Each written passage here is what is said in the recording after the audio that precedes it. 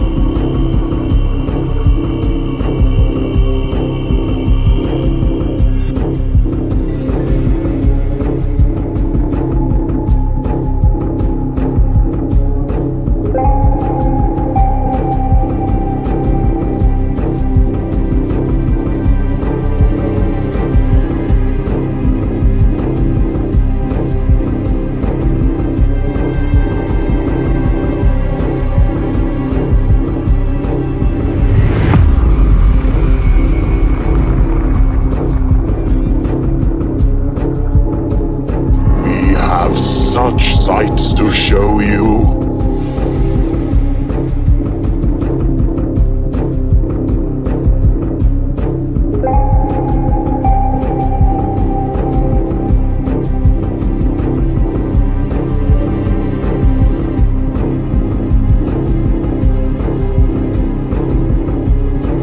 We'll tear your soul apart.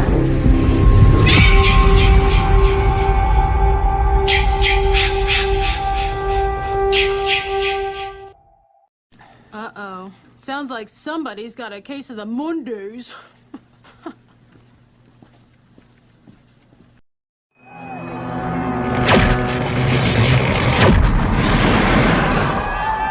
Rock and roll!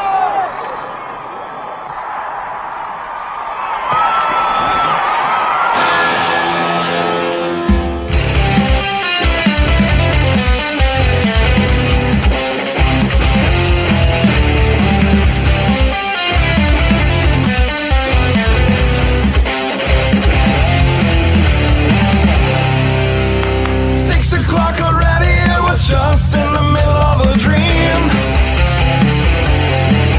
I was kissing Valentino by a crystal blue Italian stream. But I can't be late, 'cause then I guess I just won't get paid. These are the days when you wish your bed was already made. It's just another manic Monday. It was Sunday, 'cause that's my fun day. I don't have to Monday. It's just another manic Monday.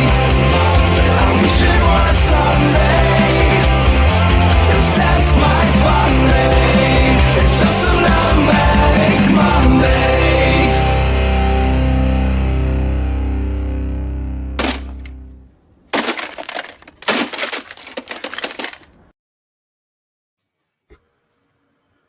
Whoa! Woo! Hey, it's me. Yeah, why you? What's going on here? What'd you do? What's Dick! going on? What the fuck? Boom! There we go. Gee, God damn. nothing like a little drama to get the show started. All right. I think Ziggy just wanted to snag the spotlight there for a minute. I was as shocked as you were to see that ugly puss up there. Happy Monday, everybody. Welcome to Monday Maniacs, Death Curse Society. It's Red Crank, the Colonel, Zigzag. What is up, guys?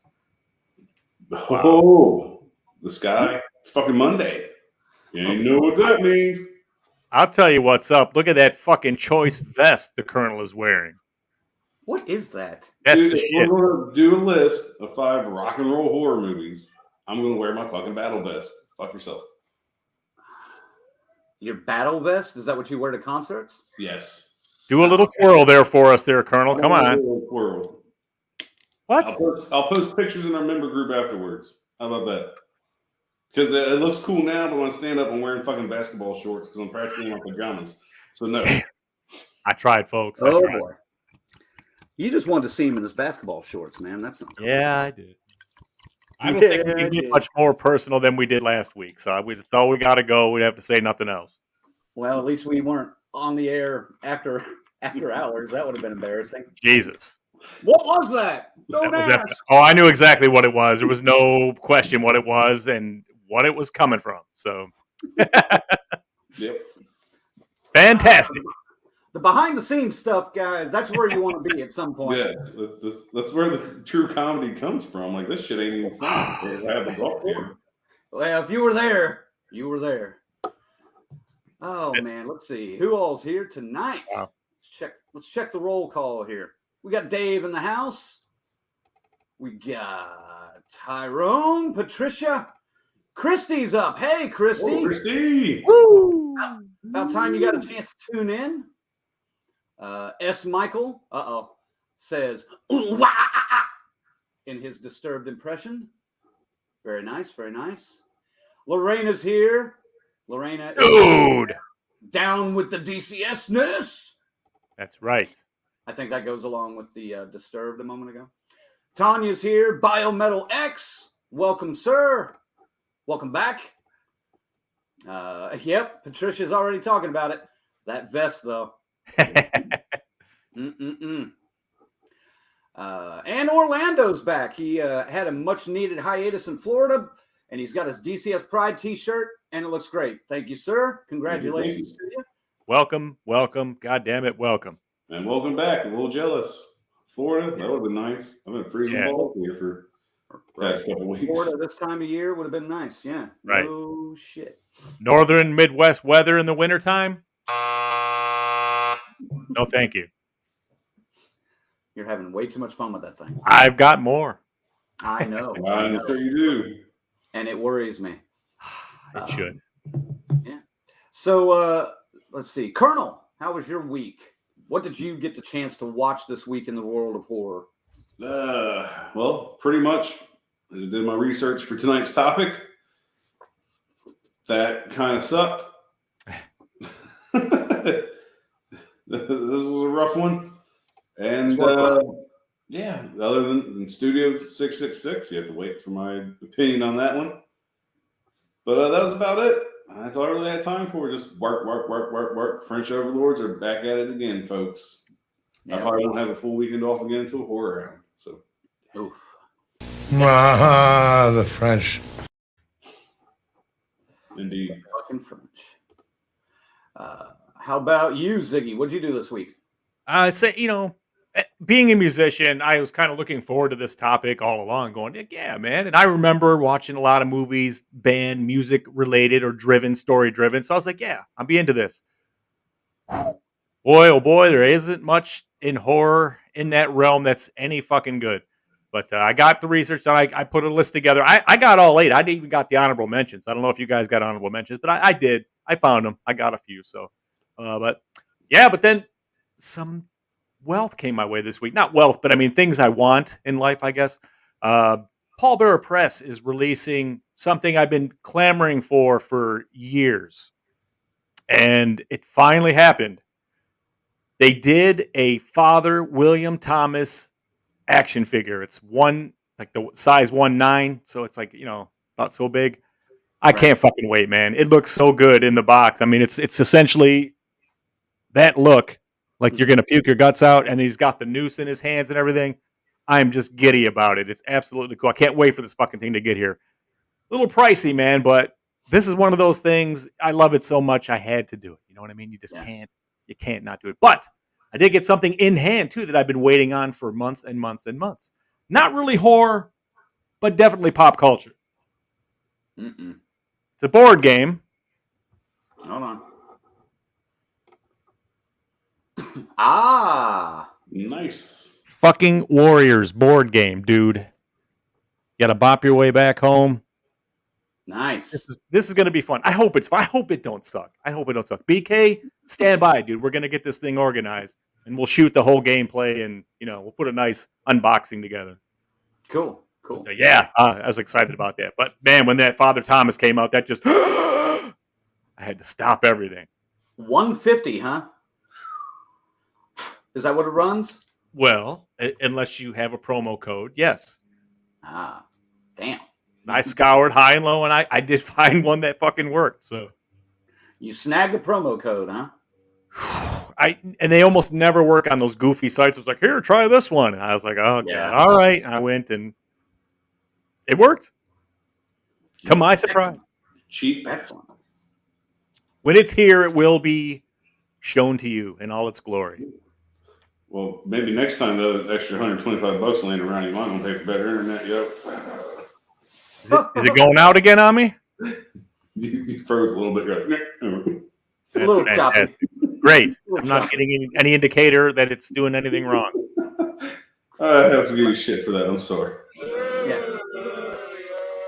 Well, Christy joined the bunch too. She's got that figure coming. She's got that figure coming. Can't wait to get it. Oh man. So there you go. Just some of them needed to be done.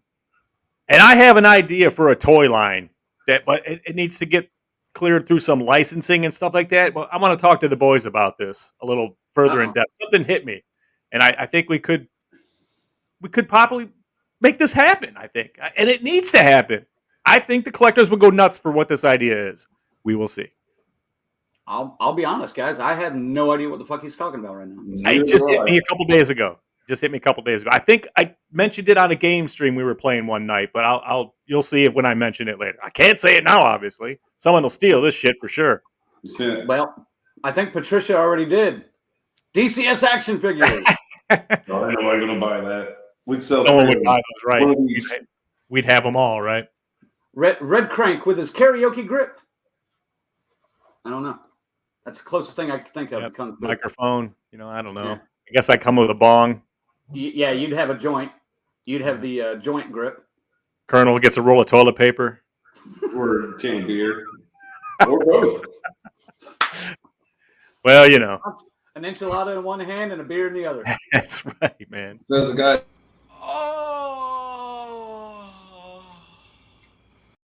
Make fun of me all you want. Zach had the shits a week ago and fucking Crane took a big dump before we went on the air. I did. Because it's full circle. So it had to be the beer. It was, except I didn't have a live mic open when. I wasn't. We went live. I told you guys, like, I gotta go. Fantastic. Yeah. Oh man. So yeah, got to do the homework for the show. Later on, we're going to be ranking our top 5 rock and roll horror films of all time. And metal. And metal, yeah. It's still that's considered rock and roll. And also we're going to be reviewing Studio 666, which is in theaters now, starring the Foo Fighters. And yeah. Starring? Yeah, that's a loose term there. Featuring. How about that? Featuring. There you go. Okay, I like that better. Dave Grohl featuring the Foo Fighters. Yes. Sort of, yeah. But yeah, it's going to be a lot of fun. But yeah, along with doing the research for the top 5 topic and then watching Studio 666, I got to check out Hellbender, which is also new on Shudder. Yeah. I kind of dug this movie, man. It was a different little take on witchcraft and all that stuff. I saw somebody else say they watched it. Yeah. S. Michael said Hellbender was decent. Watched it a couple days ago. I thought it was pretty good. Yeah, so did I. I liked it so much I totally forgot that I even watched it over the weekend. that much of an impact, huh? Yeah. I'm with Crank. I did enjoy the twist on the witches. It's a Crank movie, man. It's not a Colonel movie. All right. I have my own genre, I guess. Looks like I made the right choice on that one. Fuck you, Ziggy. Lorena says, Studio 666, Dave Grohl, featuring Dave Grohl with special guest Dave Grohl. With an appearance by Dave Grohl. Yeah. Yeah.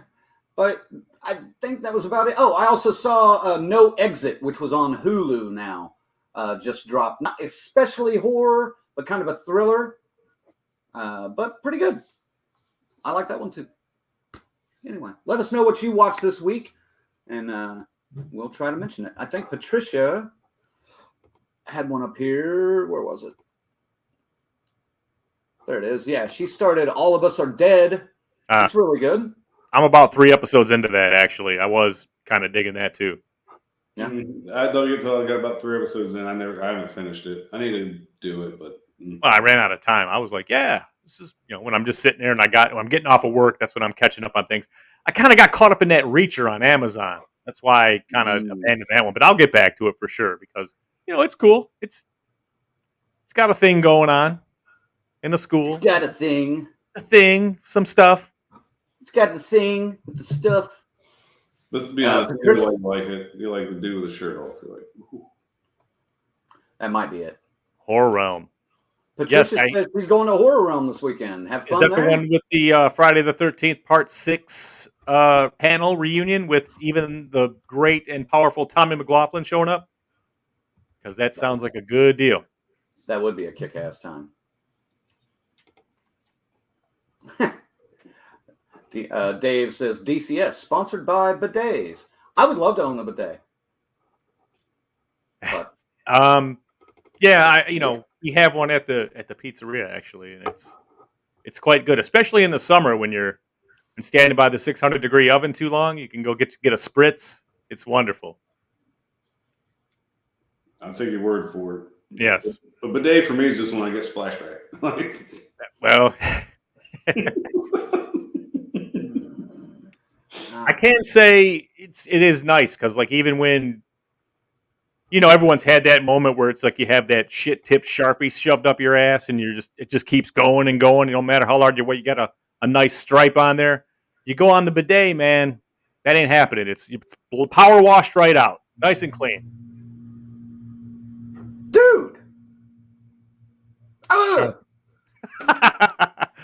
No, man, it's I am not ashamed of it. This is something I noticed my whole life every once in a while. Just you get that stubborn piece that maybe don't come out.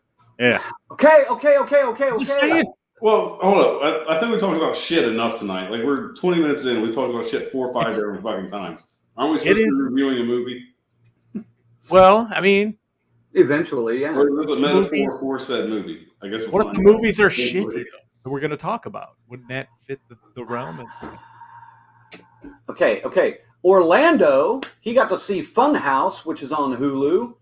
Not the 80s movie. I think that's the one we reviewed not too long ago with the people trapped in the house, and it's kind of the escape room elimination game show with the bad acting Skarsgård brother in it.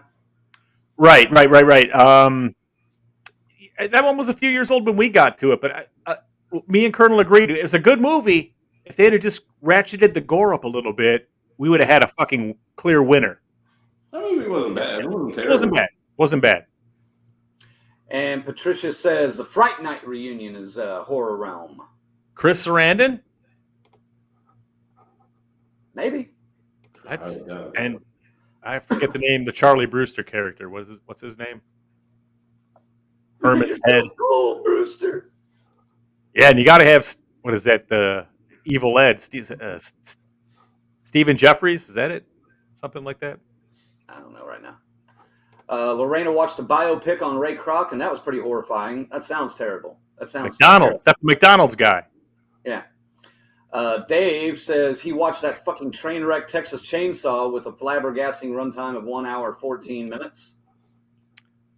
That's right. We've already talked about that. S. Michael has a good recommendation for the DCS action figure. Colonel with realistic dick washing action. Dick washing grip. I can confidently say, not really knowing, but I can confidently say I probably have the cleanest dick out of the three of us. Yep. Okay. I'll take your word for it. Yeah, I have nothing to do. Yeah, see, everyone's tired of our shit already. Lorena says, I watched a TCM episode today where Zig talked about his stomach virus, and now this. dudes. That's what, We delve into the reality of living. yes. But that's where I was also trying to get to. Like, only have a movie to review. We talked about it. Yeah. Everybody poops. All right. Yes. Everybody shits sometimes. All right. Thank you. First off, to our members. How about them final girls and guys out there, gang? Corey, Chris, Lorena, Christy, S. Michael, Patricia, Tanya, and Tyrone. Thanks to you guys for helping us out and keeping the DCS afloat. And also to our crazy Ralphs, Angelo and Raymond, and our camp counselors, Stacy Lynn, Orlando, Kiara, and Dave.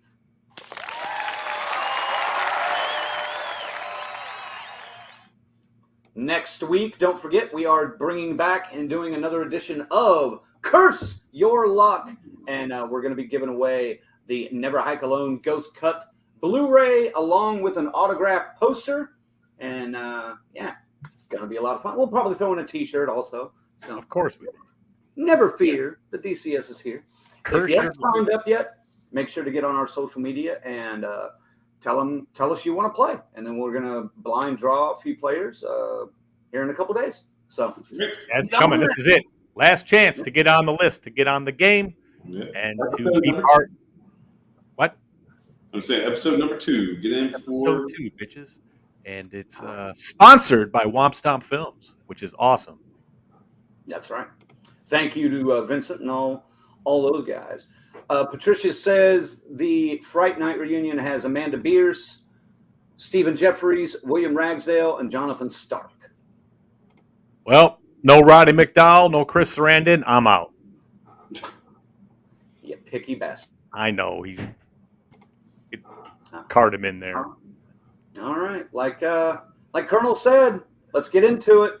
Ziggy, we'll start with you. Initial thoughts on the Foo Fighters, Dave Grohl's Studio 666.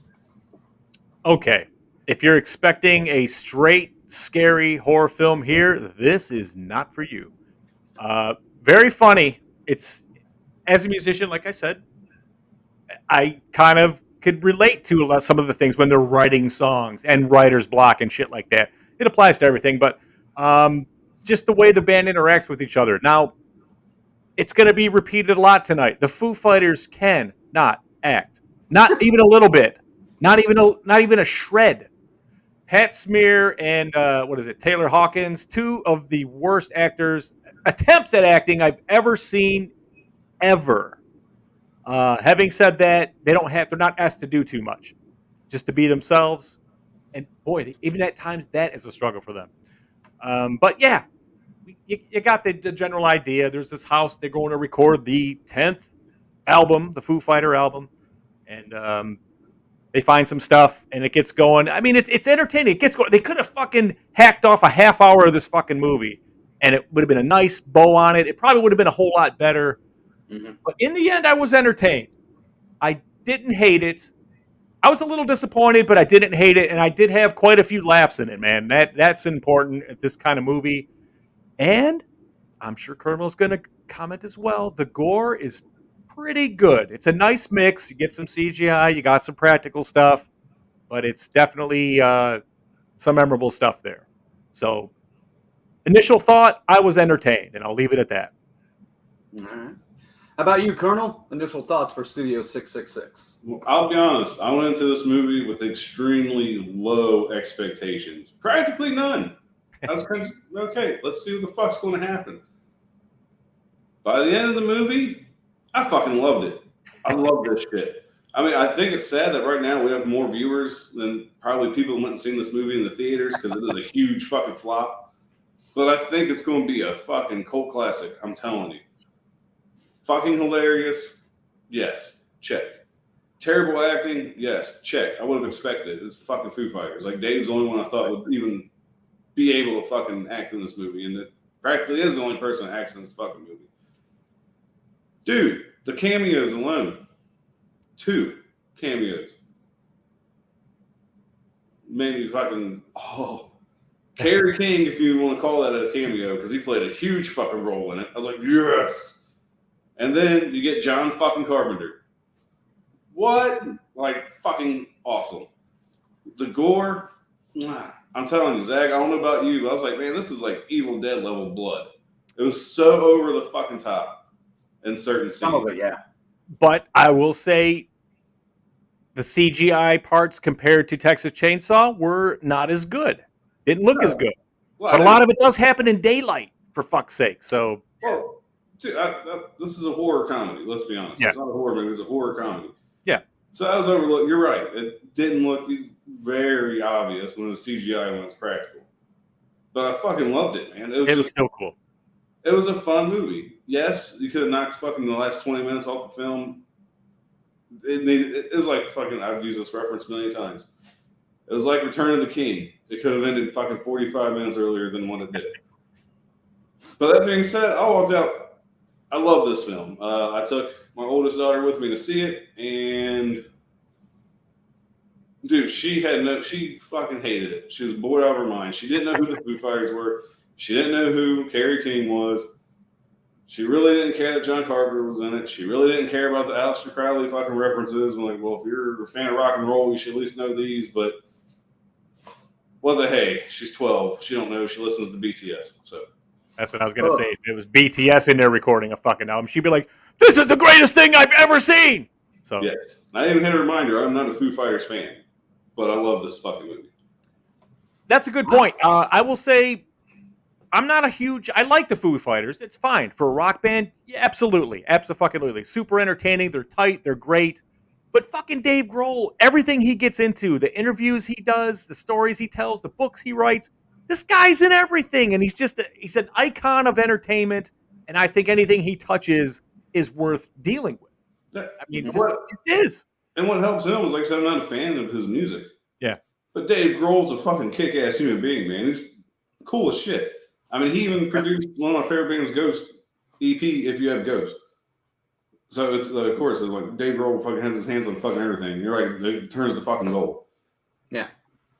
I would agree with that. He is a very nice gentleman, and I appreciate him for his humanity. It's one of the reasons why I dig the Foo Fighters, because of him and the way he handles himself. He's just a personable, genuine guy. Yeah, you guys have covered all the bases on this movie. Literally. Although Colonel missed my favorite mentioning my favorite fucking cameo in the whole fucking movie. I don't know if you were saving this for the old guy, but Lionel Richie, that scene was the last time I laughed in a movie. That was it. In that movie, that was fucking funny as shit. That was an epic gag moment. I loved it. I couldn't stop laughing because the dude just kept looking back going, my fucking song. Yeah. It's just good shit, man. And really because you never have really seen Lionel Richie get angry. Ever. Nope. You know, in 40 years of having a career, or longer, 60 years of having a career, you've never really seen him show any kind of dark side or angry side. He's never played with that persona. And there's Dave Grohl sitting at a shitty little keyboard, tapping out hello. Yep. And all of a sudden, hey, it's my fucking song. Well, it was good though too. He was killing it, man. And then, you know, just to set it up, like they're trying to write their 10th album in this crazy spooky house, and he's completely blocked out. He can't think of it, any new tunes, any new riffs, and so it kind of zooms on him. He's up in the middle of the night doing hello, and then Lionel comes in and just steals the whole fucking thing and it blows it the fuck up. It's so good. It was brilliant. Lionel easily stole that fucking scene, and but yeah. Initial thoughts, like the Colonel, I had fairly low expectations for this one. I was kind of excited for it, but just because it was something different. And I will say this, a movie with mostly overall the lack of any touch of social commentary. Just here's the story, here's the gore, here's some shitty acting. Oh, wait. Shitty acting. And then poof, pop it in the oven, 350 for 4 hours, let it go. Now I will admit, Zag was dogging on him. Yes, his acting skills were terrible, but Pat was fucking easily my favorite out of the whole fucking movie. Really? Dude, he's sleeping on the fucking counter, just chilling, walking around eating fucking Doritos and shit. It's like, what the fuck? Well, it was freaking me out. I mean, I think he's like 60 years old anyway, though. I mean, but he God, he's been looked around really forever. old.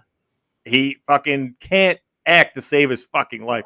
He did not look comfortable at all doing any of his scenes. None of them. Hey, at least he showed up to act, unlike Ace Frehley. Damn. They We're gonna didn't get a know. Phantom of the They Park used a body fucking double for him. reference tonight. Oh, my yes, you God. are. I almost did. You're going to get it. I didn't. S. Michael says, I think I read that Carpenter helped out with the soundtrack. Yeah, cool story about that. Dave Grohl calls Carpenter to ask him to do a cameo. And just out of the blue, Carpenter said, well, hey, you need a theme song too? I got my boys here. We can knock something out for you. Gave him a theme song as well. I thought that was pretty fucking cool. Mm-hmm. And the soundtrack, the horror parts of the soundtrack are pretty damn good. There's little hints and little tributes to lots of other things in this movie. I'm sure you're going to get to that too, Crank. You got that kind of set up with little I'm going to mention it, yeah. Easter eggs. Okay, I'll just talk about music then. Definitely heard notes from like Amityville Horror kind of sprinkled in there, you know. And when you see it again, you'll be like, oh, yeah. Yeah. But I was like, I need a notepad to jot down all the shit I was noticing that were like tributes or Easter eggs to other things. There were a lot of tributes, and I kind of stopped paying attention to them. This is one of those that normally I like to see a movie twice before we review it. I was only able to see this one once, but it stuck with me enough. I think we can handle this. Colonel, we've already talked about it. The acting was atrocious, and some of you didn't really care. Why? And who was the worst actor out of the bunch? You're asking me why I didn't care the acting was bad? Yeah. Because they're fucking musicians. They're not professional actors. Like, you know, it's like, granted, I'm a little bit of an asshole for this, but you're going to act to be a fucking rock star, at least act like you know how you're playing the fucking guitar, you know what I mean? So I'm a little bit of a hypocrite on that. But I wasn't expecting good acting. Have you ever seen a movie starring a band where the acting was good? You don't have to answer now. You can get to it. It doesn't matter. It's now there are the musicians that can act, yes. But no, man. You knew it was going to be shitty fucking acting. This is going to be campy as fuck. You just knew it. I didn't care. And yes, I loved fucking Pat for his terrible acting because I thought he was fucking hilarious. He played the dumb member amazing. Like, it's almost like he wasn't acting. That's just him in natural life being awkward. I think you're right. I think that actually the keyboarder was supposed to be the goofball and just Pat, he was written to be the goofball, but Pat fucking stole the show as the goofball. He just did what he does, man. Yeah, Rami? He was just fucking there, and I loved every second of it. You mean Rami? Remy, yeah. Goofball? Yeah. Yeah. He was the doofus. He actually, I think his acting was way better than most of the rest of the band, Remy's. Well, it was just funny because he's the foo that gets shit on all the time. Like, shut the fuck up, Right. Anytime he says anything. But he also had a lot of different like scenarios to play through. Like he had to be the vegan guy, kind of the spiritual guy. He was the guy that was going after the neighbor, so he had a lot of different things. Most of the others were just like one level, besides Dave, who of course has to go through his shit. But Ziggy, who was the worst one out of the bunch for you? Pat? Well, yeah, Pat and Hawkins were tied for awful. I mean, it was so bad. I mean, they're trying so hard to be convincing, you know what I mean? And it's just, I guess that's overacted. Where I guess they just went, you know what? I'm sure whoever that director was just going, this is fucking ridiculous, but it's so good because that's it. The camp and the cheese, this is it. If you've seen other band movies, and you got to go back a little bit. Let's say like the Beatles when they did stuff. I'll even say Elvis Presley to a point, even though they gave like a little bit more. Like, and Elvis did have a little bit of chops. The Beatles, maybe they're like a step down from Elvis, but then you take another 2 steps down, and you get to the Foo Fighters. That's kind of where it is. I mean, but that's the kind of movie this is. You just kind of go with it, and you know, you don't really get you do get some performances from them. I mean, but they're mostly writing this song that is central to the story. And you know, so it's not a traditional band type movie like that where it's going to end up with a concert, you know, like usually how it goes. But it's still, I mean, this is about what I expected, and it's still it's good. And if you've got any kind of connection to the music world or a musician, you're going to really dig this, hands down. Fair enough. Fair enough. Well, the story kind of incorporated a conglomerate of a lot of rock and roll cliches, like rock and roll is the devil's music, shit like that. Did that work for you, Ziggy? Well, yeah, because it's feeding right into what they're going for. So, yeah, it's kind of like your subliminal setup. You know, it's there, and it's not even that subliminal. It's right in your face. But it's definitely. We'll get to the effects later. You know, I mean, it's like coming up. Yes, okay. Because scary is something this movie is not, and they try. They do try. Yeah. Oh no, it's like you said. It's more camp than anything. It's definitely a B movie. The only thing that makes it even close to an A movie is some of the people that are in it. Colonel, did you like the cliches that they included? I mean, because there wasn't a whole lot of originality in this, story-wise especially. It was just kind of rehashed stuff that we've kind of seen over the years and heard of over the years. Was that still okay with you? Yeah, it's fine with me because they took a different route.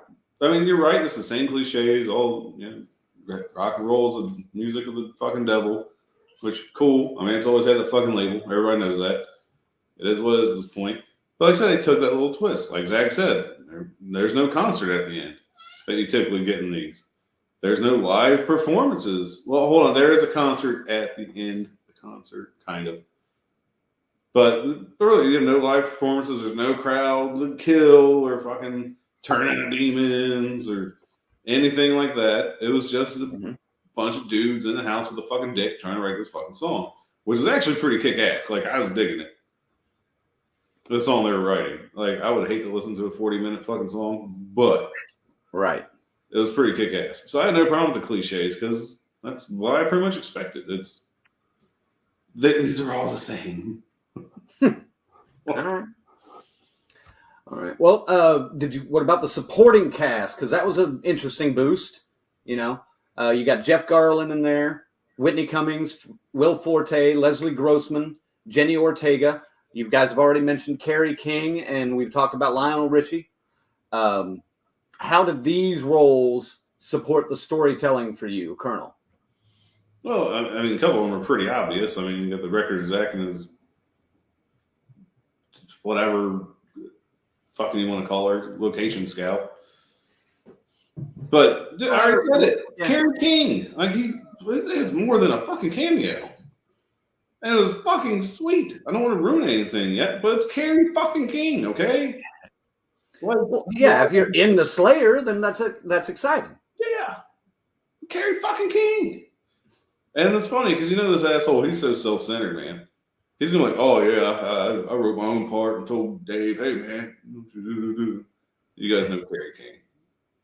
He's a self-centered prick like most people. Sorry, the cat was nothing about no Carrie King. Correct. No thought. No. What about you, Ziggy? How'd it work for you? I'm listening to the cat bells over there on Colonel's side. Mm-hmm. Yeah, man, there were some good cameos in it. I think I like Whitney Cummings anyway. I've been a fan of hers for a while. But it was great seeing Carrie King, you know, doing something and showing another side. You know, yeah, it was a pricky side. I think, you know, that's of course what is perceived to be. You know, but I dug Carpenter's cameo in there too, as they were actually the recording engineers. You know, he came in there. So I mean, it was just how they were, you know, reacting while the recording was going on. It was very, very funny. So I mean, and I think there could have been a few other cameos in there. I would have liked to have seen a little bit more. Some other stars come in, some other rock stars, maybe that, you know, are tight with the Foos like that. But not this time. Fair enough.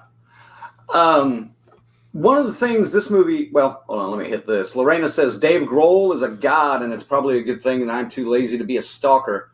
Watch out now. He'll slap you with a restraining order. I was wondering about that. Yeah. Yeah. I saw that too. This one, Facebook is messing up. 'Cause it's like half of you disappeared on us, so.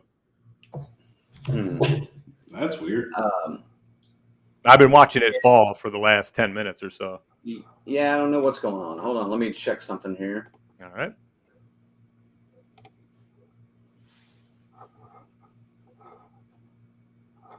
See that?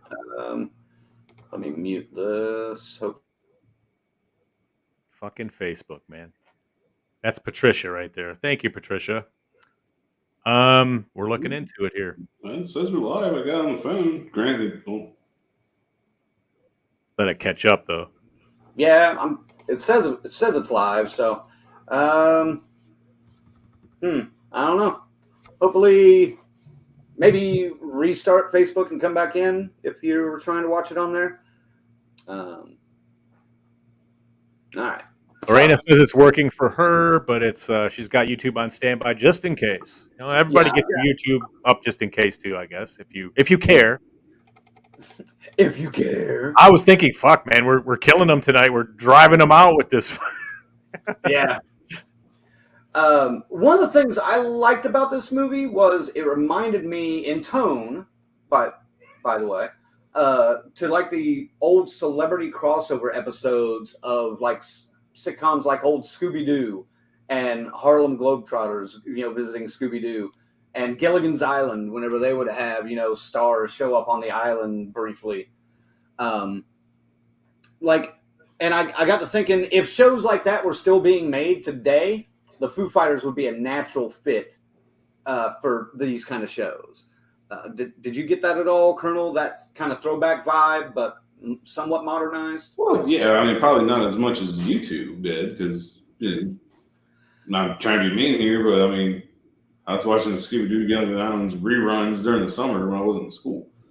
So, it's cool. I get that, but like getting those vibes, yeah. No? I just think it's a formula that has been applied many times, many ways, and it's just that's one of the things that it connects to, for sure. It gave me that feeling, kind of that almost reminiscent feeling, I guess you could say.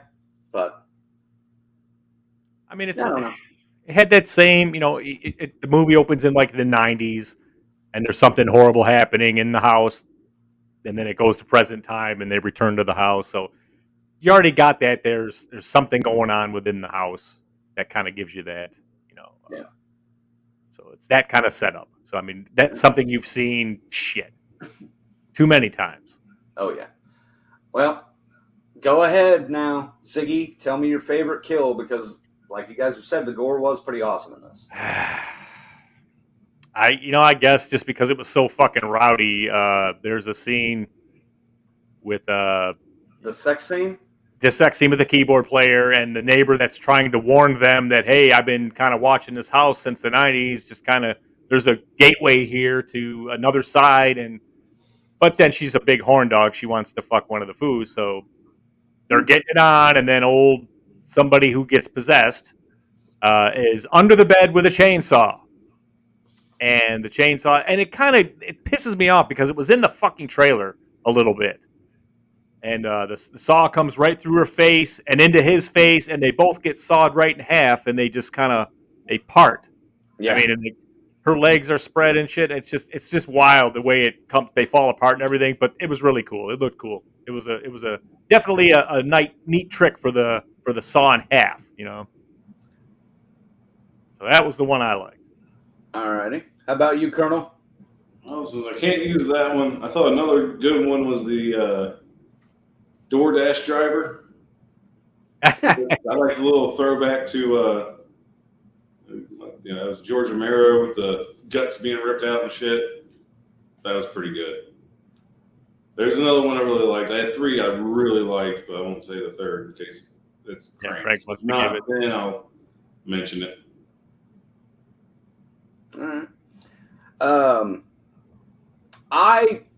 really appreciated the chainsaw scene that you mentioned, but other than that, the other one I dug was the symbol decapitation. That was pretty solid, pretty clever.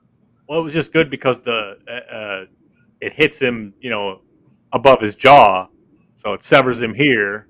Right. And then as he falls down, the blood's squirting up onto the symbol, and it's actually falling like a canopy through the top of the symbol, through the bottom. It looked cool. I like that. Yeah. It looked good, and it fit the tone of the movie. Yeah. So I appreciated that. You wanted to talk about the Easter eggs and tributes that you saw, Colonel, before he gets started. Did you notice any that you wanted to throw out there?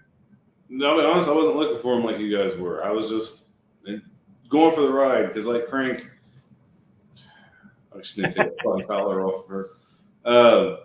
Like Crank, if it's something I know we're going to review, especially like this format, it is something I like to watch twice. I had one day off. So if I know I'm going to watch it twice, like say Halloween 2018, Jesus Christ, we covered that so much. I've seen that like 3 times that weekend. The first time I just enjoyed the ride, and after that I try to break it down and take mental notes. This one I couldn't play critic. I just went for the ride on this one and was like, here we go. Like the tribute I noticed the most, again, I'm just in the kill, was the Dawn of the Dead, intentional or not. They were ripping out the Uber driver's fucking guts. But he did bring extra ranch, so that's pretty cool. That was nice of him. All right, go ahead. Go through them. What'd you spot? The one, big time foremost, stood out. I mean, there's obviously we have you said Evil Dead earlier, and there's a book in it, a living book, and it needs blood to survive and stuff, inked in blood. You know what I'm saying? It's they don't ever call it the Necronomicon or anything like that, but that's in there. And then there's a light bulb that fills up with blood, just like in the first one, and it's almost the same thing, So I mean, just they were very generous with the blood in this movie. Again, I mentioned the soundtrack, some of the stings in there, very Amityville horror-ish to me. I'm trying to think of them all now that I remember going down the line, but the book and the light bulb were the two that really made me go, oh yeah, hey, there you go, tributes. But they changed it just enough. Just enough. Yeah. Yeah. Aleister Crowley's book. Satanic. Yeah. Didn't really call it that either. They mentioned Aleister Crowley though and his teachings. All right. Yes. Yeah. Overall, I think it was a pretty fun flick. It sounds like you guys dug it. Let's give it a number. Ziggy, where would you rate this one? 0 to 10. This is one of those you walk right in, go, you got a 5, boys, and it's up to you to pump it up a little bit. And I think just based on the gags and the gore and stuff like that, I mean, Dave Grohl throws up a few times, and I was laughing. I was fucking laughing my ass off every time he vomits in this because he's got his face is perfect. And it all works. As campy and stupid and cheesy as this is, it's exactly what you would expect from a rock and roll horror film. Mm-hmm. And I'm going to go ahead and give Studio 666 a 6.5. Nice. All right, Colonel. Well, unlike Zach, I didn't walk in there giving this fucker a 5. I was expecting like a 3. Like I said, I'll do the checklist again. Terrible acting, check. Killer soundtrack, check. Gore, galore, check. Cool cameos, check. Funny, check. Like, there's so many. It's a written movie, obviously written by fucking dudes, full of fucking dick jokes. I mean, hell, there's a scene where 2 people are fighting, and they're just kicking each other in the fucking nuts. Yeah. I mean, the Rochambeau contest. By fucking 14-year-old boys. It sounds like something. We'll leave Crank out of this because he would never allow it. It's like me and Zach sat down to write a comedy horror, and there's gonna be fun, ton of dick jokes. Crank, you analyze stuff too much. You'd be like, we have too many dick jokes in here. It's too many dick jokes. Too many dick jokes. Depends on what we're going for. Yeah, but come on, just go with it. Okay, yeah, I would probably edit a third of the dick jokes out. Yes, see, there you go. Point proven. You dick! Yeah, See, I wouldn't have included that right now. see, I know. So Too many. I'll do it again. I'm gonna kick you in the dick when I see you. But man, by the end of the movie, after like I said, it didn't run about 20 minutes too fucking long. I was entertained. I laughed my ass off. I enjoyed the ride. I can't believe I'm ranking it this high because I fucking loved this movie for how bad it was. 7.5. 7.5? I fucking loved it, dude. Like I can't. I'm buying this fucker. It's that fucking stupid. It's so stupid. It's good. It's stupid enough to get on Colonel's DVD shelf, folks. Yes. Wow. All right. I wasn't expecting much from this, and I was somewhat surprised and pleased. There were things that, yes, I could critique, but this movie is not, I'll be honest, I don't think this movie is deserving to critique some of the elements of it as heavily as we do other films, because it is a rock and roll horror comedy. So can I critique the shit out of the acting? It's not deserving of it. Can I critique the shit out of the gore? Not especially. They did what they could, and it mostly looks okay. The parts that look silly can fall under the silly mantra of a horror comedy. So you got to balance that. Can I critique the story? That's where I can critique it. And still, that's hard to do because it's a fucking horror comedy. A rock and roll horror comedy, which lowers it even just that extra notch where I can't really fuck with it too much. So if I go into heavy critiquing mode, I don't think I could do it with this movie because it doesn't fit that criteria. But if I just go in thinking, hey, gonna have a good time, gonna watch this movie, gonna have a few laughs, gonna, enjoy the gore for what it is. Okay, let's have a good time. That it delivers. I'm gonna give this one a 6.66. See what I did there? Yeah. That's why we wouldn't have you write a comedy with us. It's not funny. Thank you. I was waiting for that. So 6.5, 6 points. No, really, 6.5 for me too, probably, and a 7.5. That's not bad rankings for No, not at all. Yeah, Like I said, this is a legit horror film. My ranking would not be 7.5. I can tell you that right now. No. Right. For all the reasons you said, but it's the Foo Fighters making a horror comedy. Okay, Right. They gave it a little more leeway with me. It's further proof that these guys really can't do any wrong. Whatever they fucking do, people are gonna. I haven't seen any numbers on it yet of what it made. Oh God. But if I'm sure they're not any expecting- indication, it's not going to be that great. yeah, they're not expecting. I'm sure they weren't expecting that going into it, though. But it did get a pretty wide release. Oh, it's completely wide. I was the only one in my theater. Ziggy, you were the same, right? Yep. Colonel, you had. There's about 10 of us total, maybe 10 at the max. Now I went at 1:15 on Sunday morning or afternoon though too. So Yeah, I went at 1:30 on Sunday afternoon. I went at 7:00 on a Friday night. Yeah, but all the dates were going to that new Channing, whatever his fuck name is. Channing Tatum. The dog movie. Yeah, the dog movie. I'm pretty sure. But also, there were a shitload of people in the theater, but they all went one way, and the guy looked at my ticket and was like, "Oh, you're in." Yeah, that's all the way down there. It's like, but everyone's going over there. Yeah. Yeah, you go to the dark corner of the theater. Fucking weirdo. That's how they roll. We're contractually obligated by iHeartRadio to show this film. So that might be it. That might be it. It's just how they roll over in Oklahoma.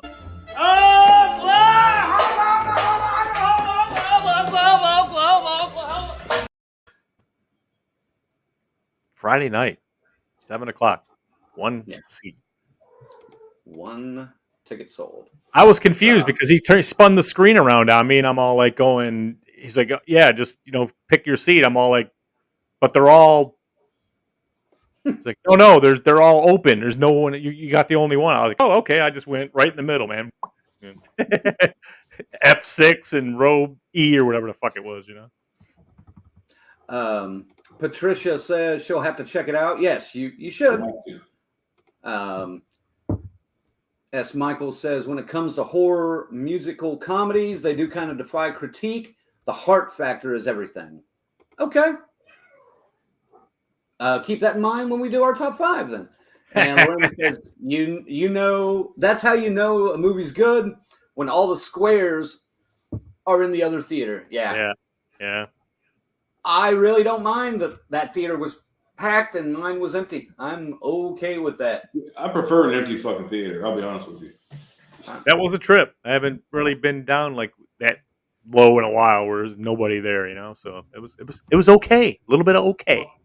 A lot of times, yeah, in my area, it's me and my friends and maybe 1 or 2 other couples, and that's about it. So, all righty, gang. Well, you know what? It does look like that's going to wrap it up for our review of Studio 666. Let us know if you've seen it, what you thought of it in the comments. And if you haven't seen it, whether or not you'll go see it or wait for it on video on demand or DVD or whatever. But Colonel, we're also going to be talking about the top 5 rock and roll horror films in our list. Ooh. And you get to kick us off. Oh, great. My God. Well, thunder, steel, and trick. All your thunder. I don't know. I've not seen it. You've not seen mine. No, I've been doing this for a few weeks now where Crank is the only one that sees my list. It goes direct to Crank, not in the group chat. Because I gotta do the graphics though, so I have to see. Yeah, which is nice because me and Zag were usually line up 95% of the time on these. Man, dude, this has fucking sucked. I'm not even gonna lie. This was rough. I mean, there's some on the ad. I just couldn't because shut up. They're just not really rock horror. Like I know Patricia just put her list up here, so I don't want to ruin it. But one of her movies on the list, I love the movie. Stars a certain twisted lead singer, but to me, that's not a rock and roll horror film because it doesn't have to do with a band. And I'm not really sure what Crank put in for my number 5 because I let him choose if it qualified or not. Because I really didn't know. Go with your. I left your alternate as an honorable mention. Okay, so fuck, it's not really an honorable mention, I guess, but we'll do it. So coming in at number 5. Everywhere I researched classified this as a horror movie. I don't think so, but fuck, it is what it is. I needed 5. I don't think there's 5 good rock and roll horror movies I was able to see. So Kiss meets the Phantom of the Park. Yeah, I love this movie when I was a fucking kid. Now, obviously, it's like terrible acting. I didn't realize the body stand in for Ace Frehley. He's black. He's obviously not Ace Frehley. It's just fucking awful. I don't think there's anything horror in it, but I needed to have 5. So there we go. This is one I really enjoyed and watched the fuck out of with my uncle growing up. Well, that's all there needs to be said. Like, it's fucking Kiss Me in the Park. I saw it when it aired on TV, the one and only time. Never seen it since. I did not. 77, or I think that was, or something like that. 78, I believe. Fuck. Dude, I wasn't alive yet, so yeah, I couldn't. Come on, man. Gene Simmons just growled. He didn't even fucking talk. But anyway, I'm moving on to number 4 because that's as much honorable mention as Kiss Meets the Phantom of the Park means. Number 4, terrible fucking movie. Black Roses. But I can watch it. I can watch it. Fucking band comes to town. Satanic Panic era of the fucking 80s. It's going to ruin our kids. And sure enough, sure as fuck do. People start turning into demons and shit. Terrible fucking demon. Yeah. The weird, cool teacher saves the fucking day. I'm pretty sure he's a fucking pedophile. Terrible makeup. But I can watch it. That's all that needs. Coming in at number 3, a little surprising, it's this high on the list. No, it's not, because, like I said, this topic fucking sucked. Studio 666. Yes, it's coming Really? already with one viewing. Really? So much better than all the other films I watched to try to get a top 5 for this. He's Yeah. right, you know. Wow. And so I don't need to talk about that. I'm shocked. This one's tough because I like this one about the same as my number 1, but my number 1 goes number 1 due to nostalgia reasons. So coming at number 2, Deathgasm. Fucking come on, man! Teenage kids in New Zealand, heavy fucking metal, wearing the fucking corpse paint and shit. Fucking flashbacks in their head when they're listening to metal and they're holding axes and fucking chicks and big tits, fucking they look dressed like a Viking and shit. And again, demons, summon demons. They gotta kill demons. Good gore. I fucking love this movie. I think it's great. My honorable mention, not so much for the movie, just based the fact that the main character is in a rock band, and I'm not even a huge fan of the soundtrack. Everybody loves the soundtrack. I'm not into that corny shit so much, but it qualified. So, Queen of the Damned. Oh, terrible movie. Oh my God. Jonathan Davis.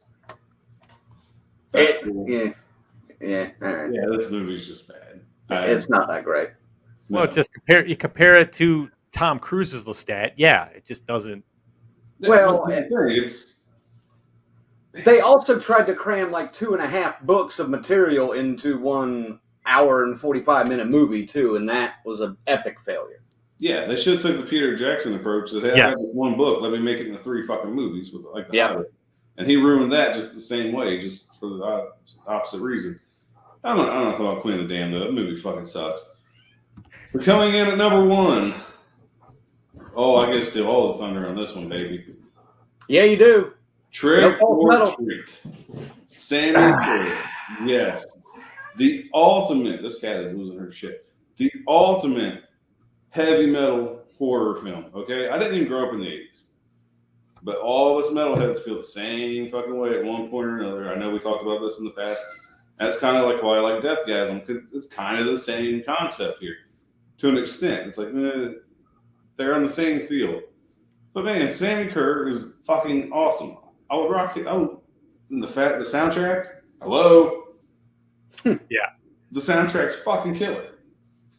I don't want to say too much. You see what Zag's wearing? I'm gonna say Trick or Treat, Deathgasm, Studio 666. Those 3 are the ones you need to watch. The rest, fuck them. They're fucking terrible. Unless you grew up in the time when all these movies came out and you were able to watch them, because half of these I couldn't stream anywhere. So, yeah.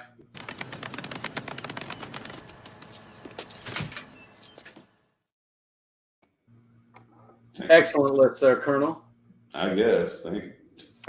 Well, for what we had to work with anyway. How about that? Yeah, it's no secret that this is kind of a thin category. You know, I mean, when you look at it. You know, I like picking categories that go along with something that's out recently or, topical. Sometimes I like doing that. Yeah, of course. And you did this, and that's fine. But yeah, since Studio 666 was coming out, I thought this was a perfect time to visit that. So it's just the fruit bared here is just kind of it's not too much to enjoy on each piece. Let's just say that it's thin. I'll admit. Let me go through a couple of these lists and comments here. Patricia says Rocktober Blood is her number 5. Number 4, Strangeland. Number 3, Trick or Treat. Number 2, Repo, the Genetic Opera. And number 1, Deathgasm. See, for me, her number 4 would have been on my top 5. Not the band, though. No, to me, it didn't qualify for the list. Strangeland's fucking great. Yeah, that's yeah. S. Michael says number 5, Trick or Treat. Number 4, Rocky Horror Picture Show. Yeah, I'm surprised that didn't make your list, Colonel. Not a cross-dresser fan? No, I just don't like it. It's me. Number 3, Little Shop of Horrors. Another one. Number 2, Rockula. Honorable mention, Rock and Roll Nightmare, Jennifer's Body, and Queen of the Damned. Okay. And number 1, Phantom of the Paradise. I remember that one. Different list there. Lorena joined you there, Colonel. She says, I still love Kiss Meets the Phantom. Ace can barely manage a cackle. He's so loaded. She also forgot about Deathgasm, but she says also, I still haven't gotten a chance to watch Black Roses on Joe Bob's latest special, so I didn't include it on my list, but I would like to note that my friend Candy's letter was read on the episode, and I watched that part. Nice. Oh, that was your friend. That's cool. Hold on, Cat's about to do something stupid.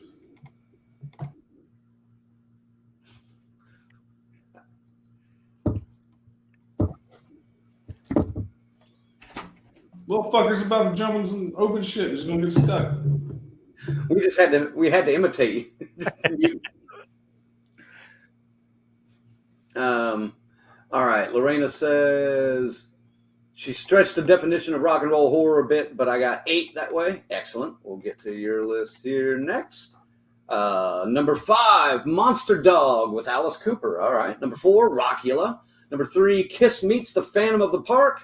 Number 2, Trick or Treat, Sammy Lives.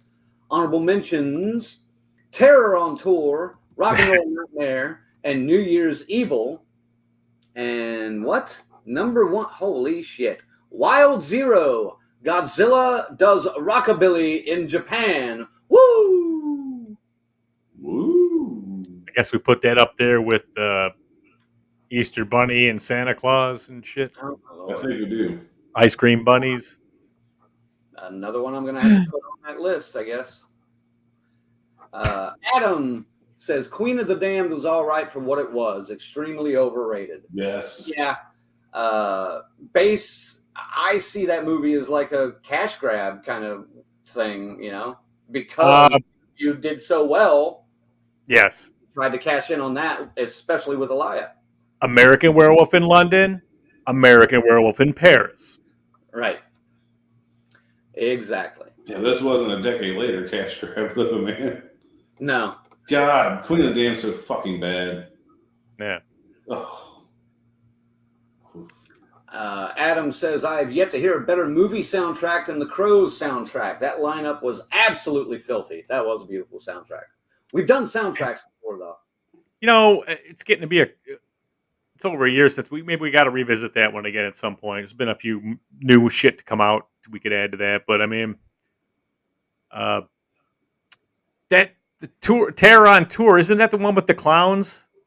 And they all wear the same makeup and a Phantom of the Opera mask and a big fucked up afro wig, and they kind of play like cheap punk. It's like kind of pop punk in a way, because that's what was hot back then. Let's face it. I don't know. I think that's what it was. Someone could enlighten me on that. That'd be great. Enlighten yourself. It's called Google. Google, bitch. All right, Ziggy, you're up next on the top 5 list. Yes, I am. Oh. Yes, I am. And top 5. Again, all these are pretty bad. As I was reliving these things this last week, I was finding like, man, these are worse than what I remember them being, back then. And but it's still, some of them are just nostalgia, and you can't let go of them. Hence my number 5. Probably one of the worst fucking zombie movies ever made, because the zombies don't look like zombies. But we've got zombies, we've got Nazis, and they're passing through this little quiet southern. It makes no fucking sense, this plot, that why Nazis would be here, but that gave us the hard rock zombies, and it's awful. It's so bad, But there's one thing that sticks with you can't get away from. And when you hear it, you will be chanting this at work the next day. Morte ensemble, amen. Amanus ensemble, amen. Signus ensemble, amen. Morte ensemble, amen.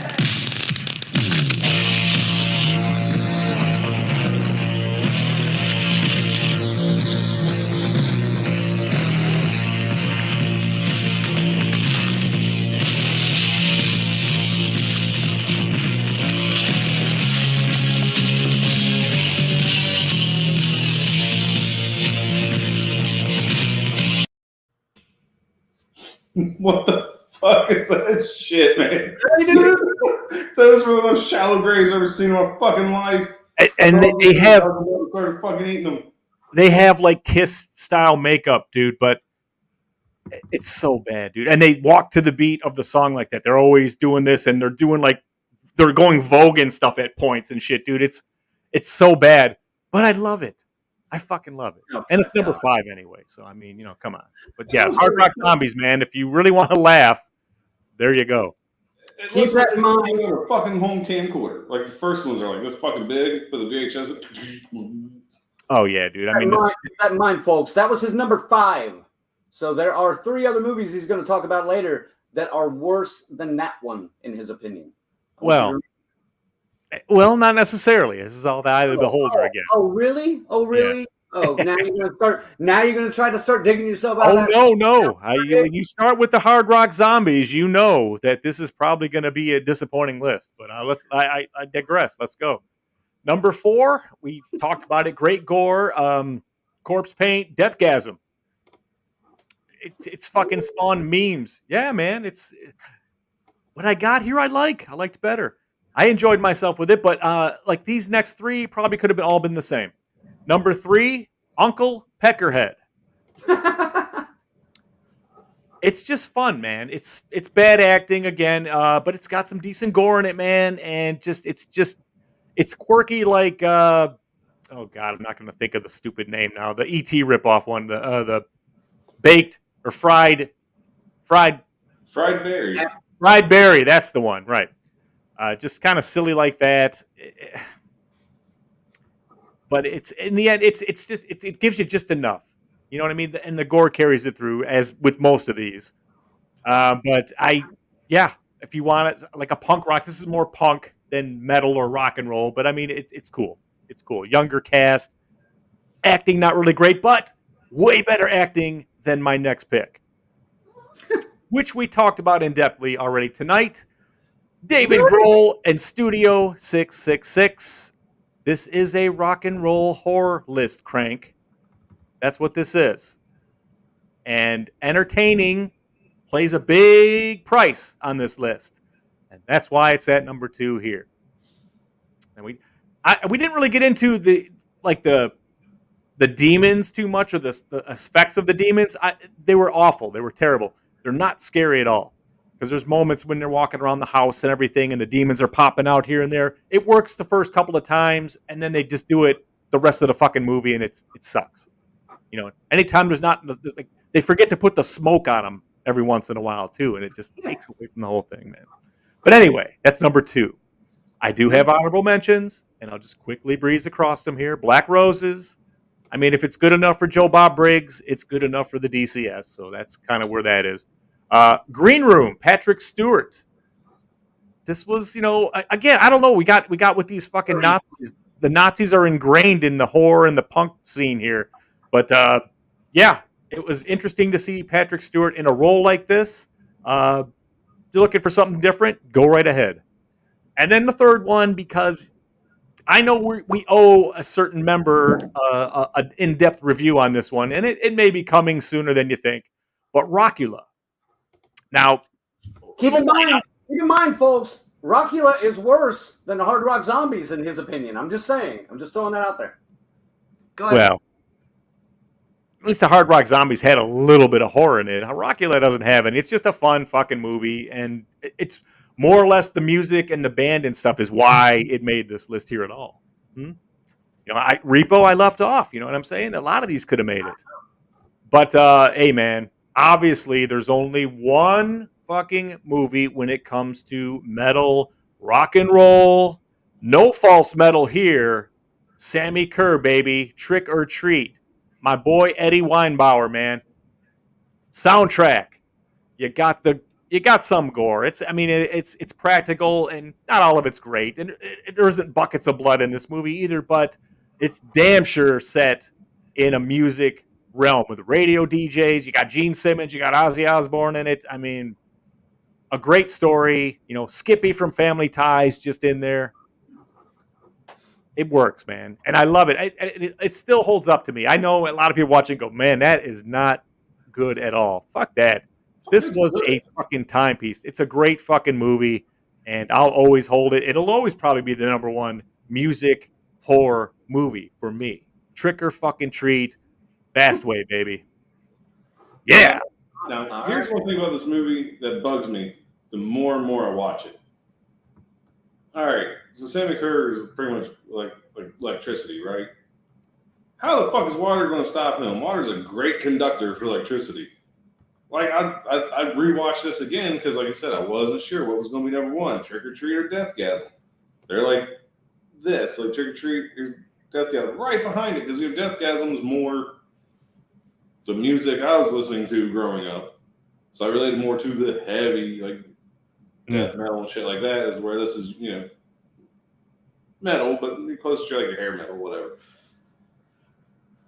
But yeah, so I watched it again. I was like, man, seriously, he's gonna fall in a fucking toilet. That's gonna hurt him. I think that should make him more powerful. And then they flush him. That's the thing that kind of sucked in the scene too. The thing was, me and my friends, we were Eddie Weinbauer. We were. That was us. We looked like that. Oof. Same stupid hair and BK? You counting BK in that? BK had his stint in there. He was in there too, man. He had it, you know, with the vest like Colonel's wearing here. We had it all, man. Now, not so much when he put the spandex on and the headbands and shit like that. No. More the leather and the denim. Yes. Whatever. This motherfucker's running around looking like Brett Michaels. Just mess with you. All right. Well, Ziggy, I'm contractually obligated.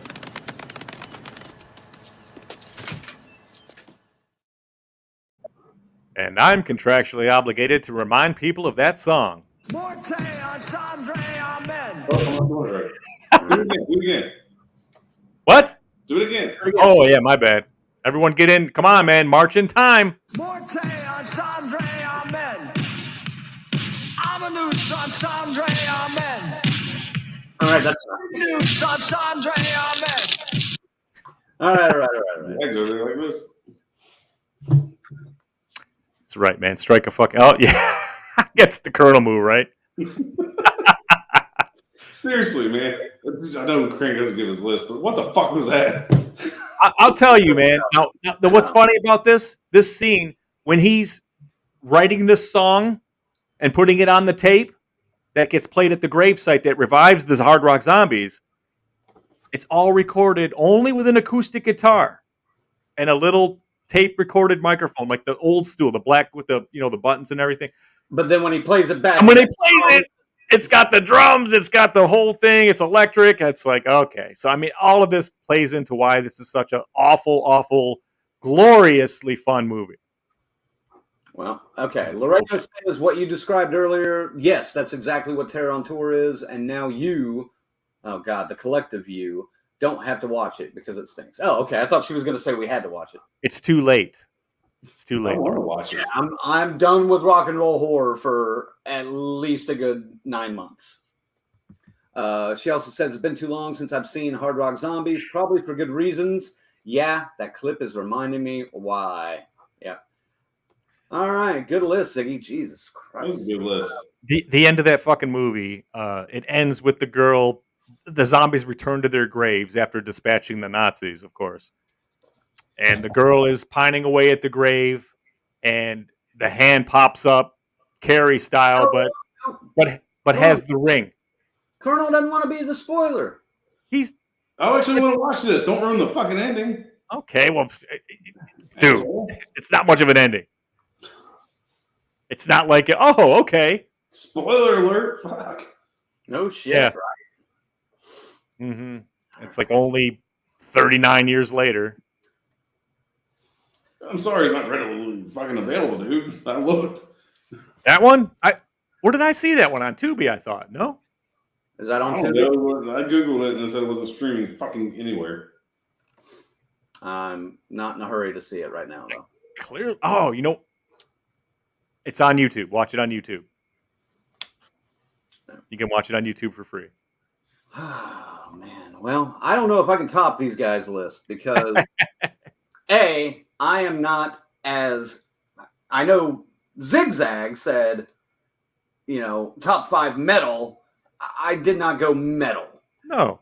I'm not a big metal guy. I like a good rock band, but I don't really get quite to their side of things. I never said all metal. It's rock and roll and metal. I did say metal, but it's all part of it. Rock and roll and heavy metal, it's the same. And this, especially in this fucking, these guys and their interpretations of what metal and rock and roll is, for fuck's sake.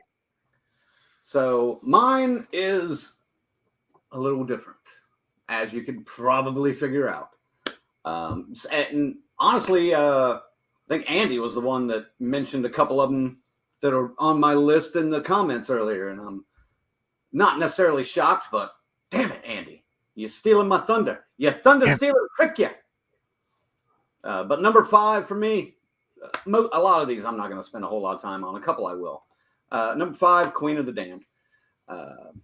Mostly for statistical reasons. It fit what I was told is a rock and roll horror movie, at least according to these guys. So I ain't told you shit. Some of my list is going to differ from that just gently, but now it fits the mold. Jonathan from Korn does 80% of the music. He's in the movie briefly. The guy's in a band. It's got a rock and roll vibe to it, although a 90s style rock and roll vibe, but a vibe nonetheless. Go ahead, Ziggy. What were you going to say? I just said, only thing I said was, in my list, my choices were, the stories were central around a band or a singer or some kind of something involving the business like that. It was just, so that's why From Dusk Till Dawn didn't make that list, because yes, there's a fucking band in there, a vampire band, but it's not about them. They're in it. Yes. Lost Boys. You got the sax guy in there, of course. Same thing. Not a rock and roll horror movie, man. Not a rock and roll horror movie. Well, soundtracks weren't. I didn't look at it just by soundtrack. Like, oh, it has a great soundtrack, great rock and roll soundtrack in a horror movie. Nope. That wasn't what we were going for. But both of you had to mention Fastway whenever you mentioned, your number 1. Well, yes. Yeah, but that's playing. It's centered around the fucking lead singer, Sammy Kerr. That's Sammy Kerr singing that shit. Okay. Well, I'll kick you in the fucking nuts. No, I mean, Ziggy's just like, hey, I wasn't thinking about the soundtrack, but Colonel, Fastway whenever I mention this one. Let me handle this. Pardon my French, but you're an asshole. Thank you, sir. Me? Asshole. Yes. Well, now I don't feel bad for the rest of my list. So number 4, fuck your Fastway. Trick or treat. 4. I will say this. I saw this when I was younger.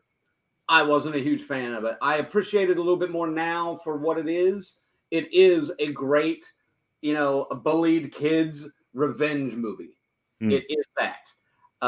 My bullied kids revenge movie when I was growing up was The Bodyguard with Matt Dillon, I think, and My Bodyguard. My Bodyguard, yeah. Yeah, Chris not the Makepeace. Yes. And I saw him in another movie I watched doing the research in this. Vamp. Yeah. His last movie. Was it? Yep. So, for probably good reasons, because he's not that great of an actor. But I did enjoy My Bodyguard back in the day. Not horror. But I do get the appeal of this one to your music-loving side, in a way. So, that's not my side of music. So it didn't really affect me in the same way that it does you guys. But there you go. Number 3 for me, and somebody had to put this actually in their fucking top 5 and not just a goddamn honorable mention, but Rockula. Holy shit, man. I hadn't seen this in 30 years. And I watched it again, and it took me back 30-something years. And it was fun. Not a great movie, but god damn it, Dean Cameron is one of those 80s stars that should have been bigger than he is. He is such an underappreciated talent of the 80s. His comedic timing was great. His facial expressions were perfect for the kind of comedies that he was in, and this is no different. Unsung hero, I think. Disagree, Ziggy? Giving me that staring look. He'll always be Chainsaw to me, but no, Rockula's fine, and there'll be a deep dive on this someday. We've already committed to it, so we have. Yes, I'm looking forward to it very, very much. Colonel blah blah blah blah blah blah blah blah blah blah. Number 2 for me. I've actually been in 2 stage productions of this, and that's probably why it's high enough on my list. Little Shop of Horrors. Is it rock and roll? Some of it. It's old style rock and roll, but I love the movie version of this one. I like both movie versions of this for different reasons. The Roger Corman version is just so... I think it's funny that someone saw that Roger Corman movie and was just like, you know what? This would make a great musical. How fucking stoned were they when they thought about that? But that's just me. I like the 80s version for many, many reasons. Rick Moranis, Steve Martin, Bill Murray, great casting. The effects are cheesy. The songs are amazingly written, but cheesy to the hilt and just great. And I love the stage production. I played Seymour in both of them. It was just a lot of fun. That's my number 2. Honorable mentions. I was told that this is not a rock and roll horror movie, but when I think rock and roll horror, I think of the Lost Boys. I'm not going to get any more into it, but I do think of the Lost Boys. So I included it as an honorable mention. Another honorable mention, Repo, the Genetic Opera. I don't think I'd ever seen this. If I had, it was in my heavy, heavy drinking days, and I just didn't remember it. But this was interesting. I was not expecting what I got out of this. But it was fun. And now, as the writing, the songwriting, and the composing for Little Shop, I think is brilliant. This, not so much. They take liberties with a lot in this, and it sometimes it works, but mostly it doesn't. The cameos and the interesting casting in this helps too, with Bill Moseley and Paul Sorvino. They actually got, Tony-nominated Paul Sorvino to come out and do this show. All right. I'm shocked, but kudos to him. But a fun flick. If you haven't seen it, definitely worth a watch. Another honorable mention for me. You're probably shocked this isn't in my top 5, but honestly, I appreciate the role that this takes in musical theater and musical comedies. But the Rocky Horror Picture Show, I'm not a huge fan, but I do appreciate what it did for musical theater in the day and what the staying power that it has had for damn near 60 years, I think, 50 years at least now. If you've never seen a live stage production of this, or at the very least a live screening of this with the interactive audience, do it. It is worth the price of admission. It used to be an annual thing for me and my friends to do on Halloween week to see this movie. Not so much anymore because we've all grown up. definitely worth it. That's funny that you mentioned that because I was actually looking at things going on around town Saturday night, and that actually popped up at the Esquire movie theater. And Really? I would be willing to go to see this as much as I don't like it. I'd be willing to go see it at a theater just to experience that crowd interaction. Like that, you say, "Hey, you want to go?" I'd be like, "Sure, let's fucking do this." It's rowdy, man. But yeah, every time I've seen it with crowd like that they actually interact with it. People get up and stand in front of the screen and perform, with the movie. Yeah. But it's the fucking dialogue, man, that people work in between the dialogue on the movie. It's what makes it so fucking entertaining. Right. Because I didn't know anything about it. The first time I went to that, I was like, Jesus Christ, there's another whole half a dialogue here with these guys out here, Yeah. I was asked back when I did a lot of theater in my town. I was asked several years in a row to star in a production of this, and I just couldn't bring myself to do it.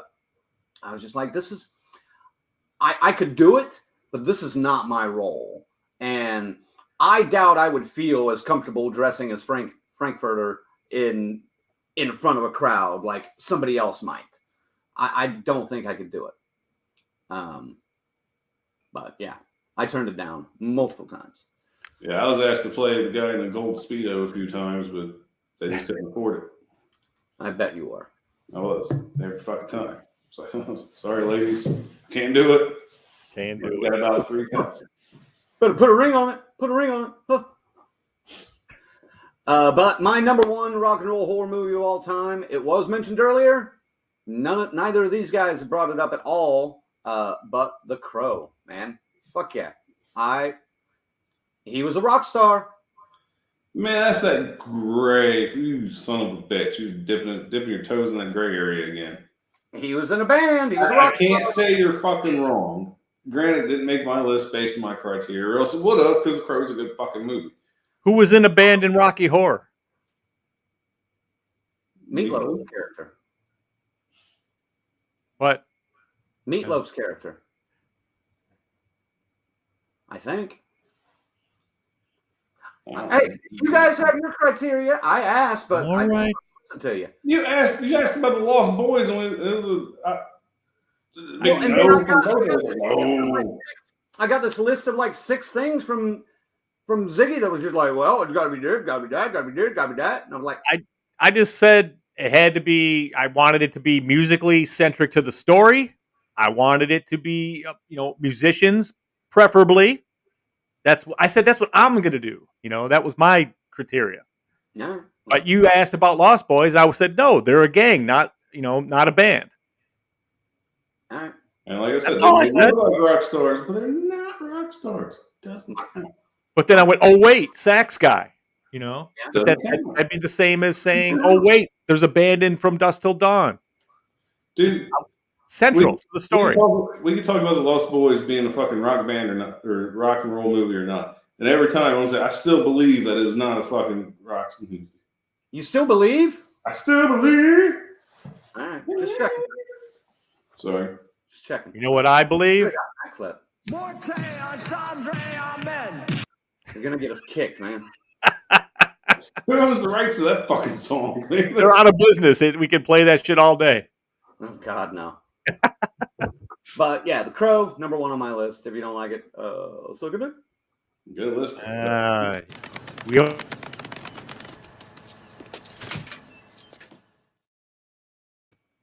We always say there's no wrong list, so yeah. Yeah. Unless it's Crank tonight. Yep. Unless we look at Crank's list. Wrong, sir. Wrong. Wait. Didn't you just say there are no wrong lists? Yes, except for yours. No. Sorry, Colonel. I had it already. No, you're fine. Lorena says Tito and the Tarantulas, great band, but doesn't make From Dusk Till Dawn a rock and roll movie. Agree. I agree. I didn't include From Dusk Till Dawn. You were going to include the fucking Lost Boys. Yeah, I am going to include the fucking Lost Boys because when I have the Lost, I think rock and roll when I think of the Lost Boys. I think of rock and roll when I think of the Cure. Andy would back me up on this if he was still here because he mentioned the Cure, the Crow. I mean, already. Chris, I have a feeling somebody's listening to the Boys Don't Cry today. Chris like Makepeace. Fuck you. Chris Makepeace was considered sexy in my junior high back then. The early to mid 80s were weird. Yeah. No, I don't get it. He kind of reminded me of the kid in Phantasm a little bit before he got older. Yeah. Biometal X says, Trick or Treat, New Jersey Town, epic. Rock's chosen warriors will rule the apocalypse. Yes. Yes. And no false metal. Yep. He also brings up Slumber Party 3. I looked at two. Himself. He meant Slumber Party 2 with the two. I looked closely at that one, but man, I have such a disdain for it after what I liked the first one, you know? I mean, so when they came back with that, I was hurt. I didn't like it. I didn't like where they took it. It was just way too silly for me after the first one. Patricia says, I kick myself for not putting Rocky Horror on my list. That would actually be my number one. All right. Well, let's do the Time War, Patricia, and you can. Oh, nice. Like that? That was nice. S. Michael says, Dean was fantastic as Chainsaw in Summer School. Dude, I like Dean Cameron in just about every fucking role I see him in. He was great in fucking Always Sunny in Philadelphia.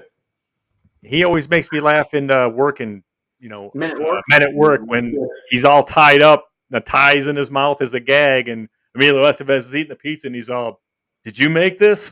He's like, "It's good." It's so stupid, but his reaction, he doesn't know what to say. Like,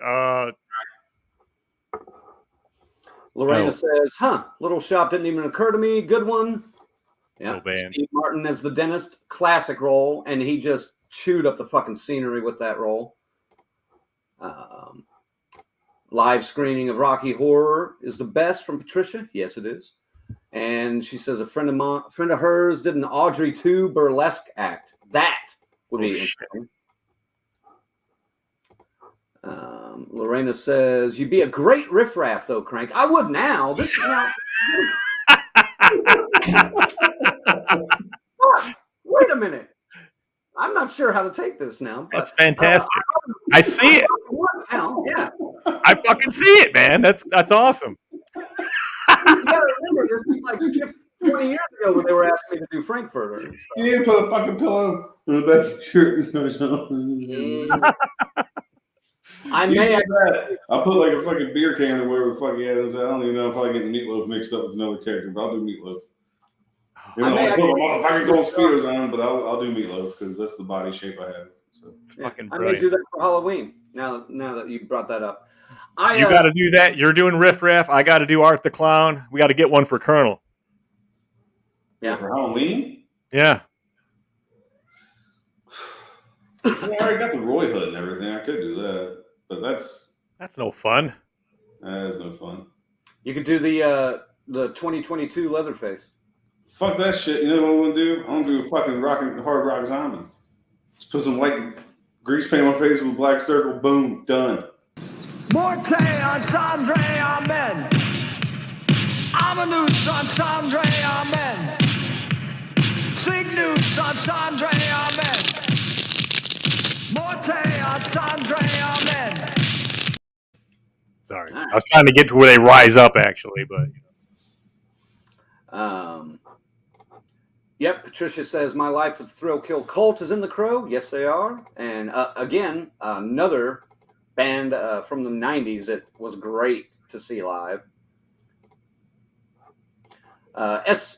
Michael says, great list, everyone. I appreciated the different criteria, and it was a treat to see Rockula pop up a few times. Yeah. Yes. We weren't going to leave out an obvious favorite. I did. Just because I've never seen it. We'll have to change that. We will change that when we decide to review. Dave says that means Demon is a musician in the shitter, so part 5 for sure. I should have fucking used it. Ooh, He is. Ooh, baby. Bitch, I told you this wasn't funny. I'm sorry. They ain't gonna get it, bitch. I love that fucking movie, man. God, so good.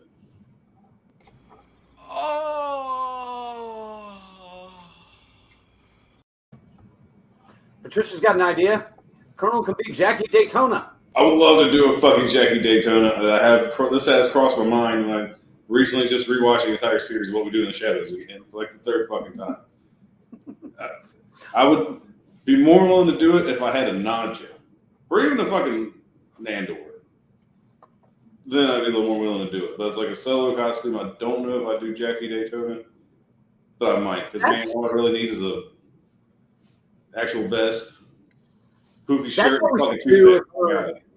That's what we should do if we ever spend a Halloween together, is What We Do in the Shadows.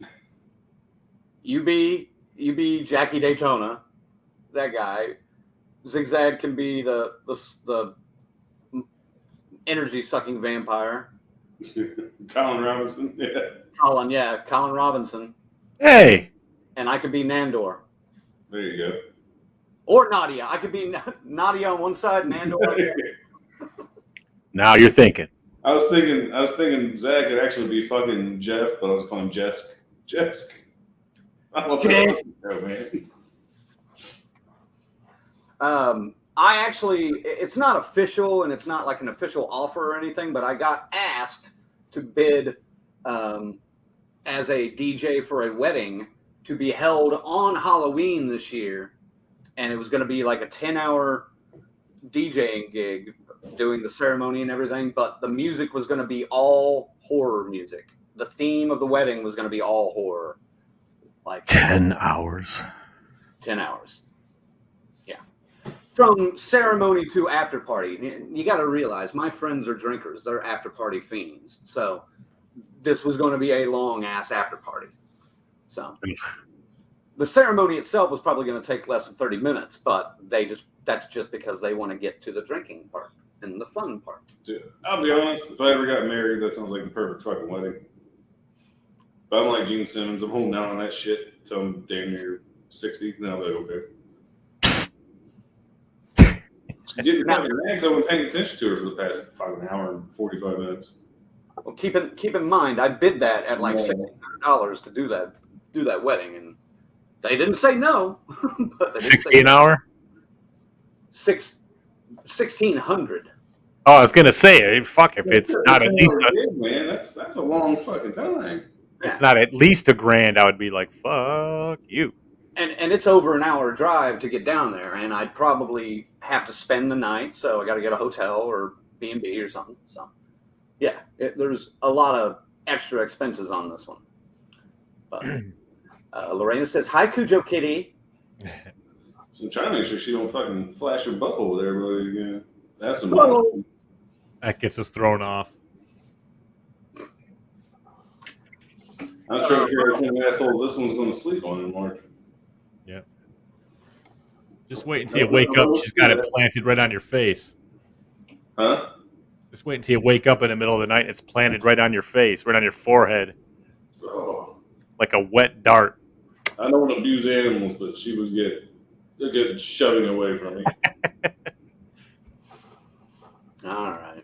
Anything else that we need to chat about for the end of the night? Just, folks, get ready, and it's your last chance to get registered for next week's Curse Your Luck.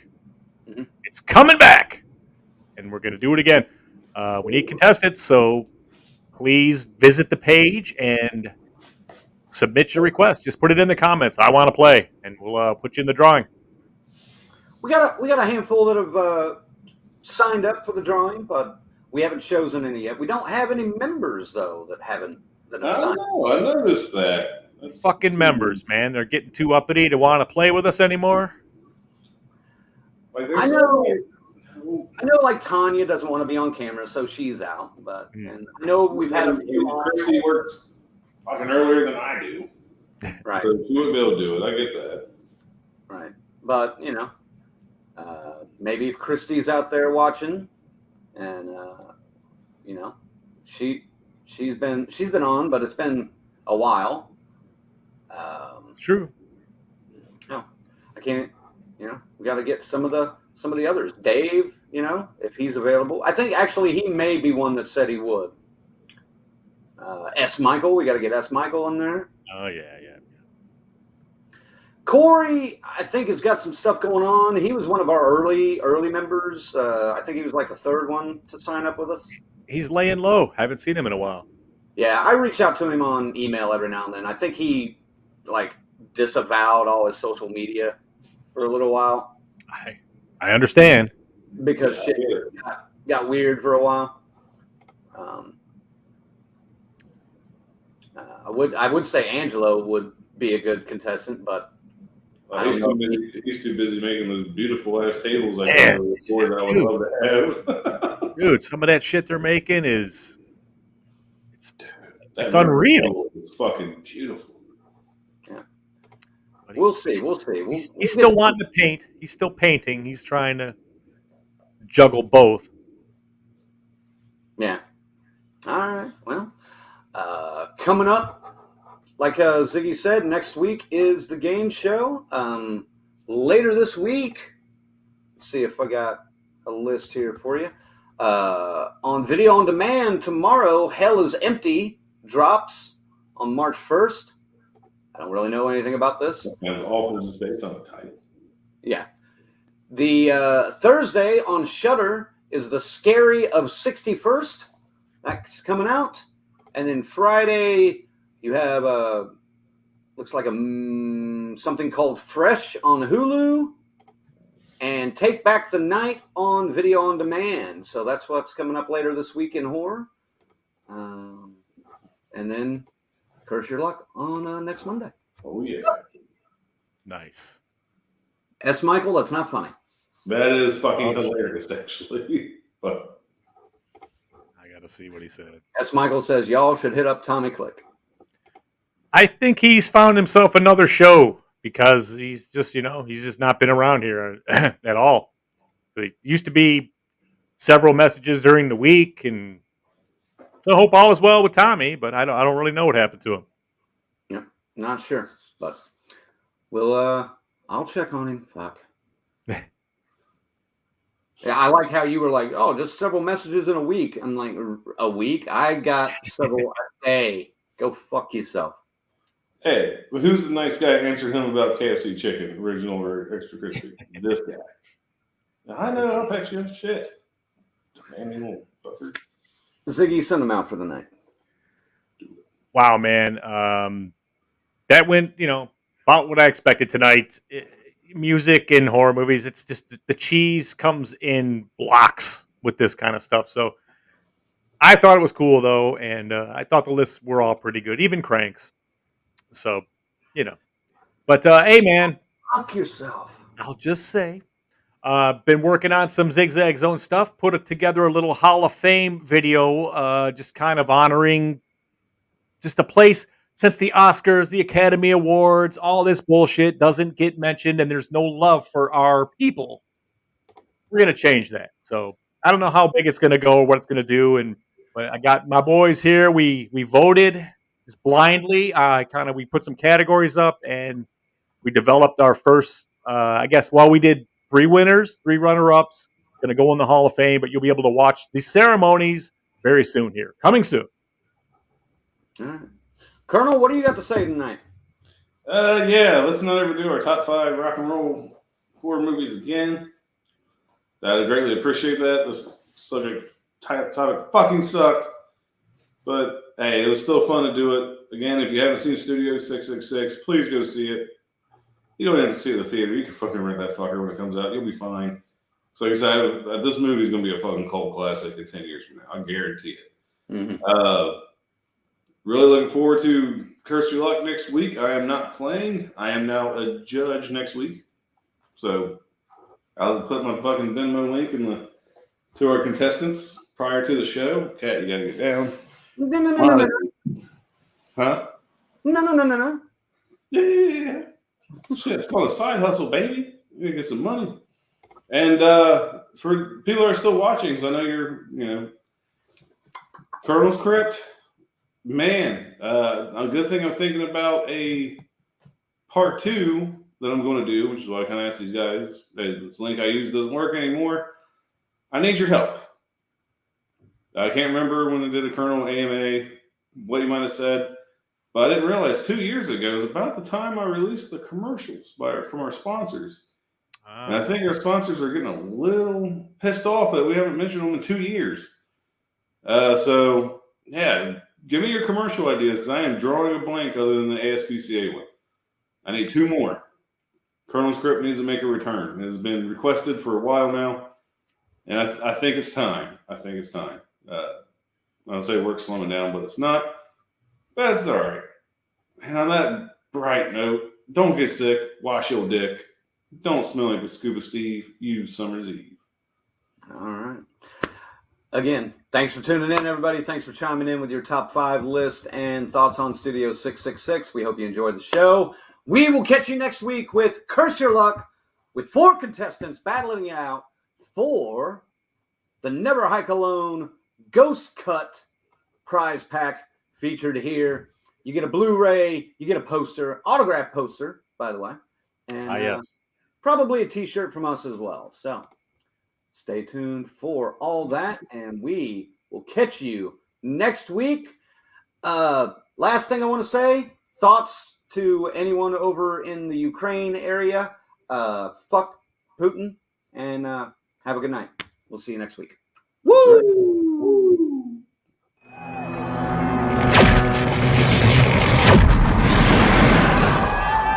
Rock and roll!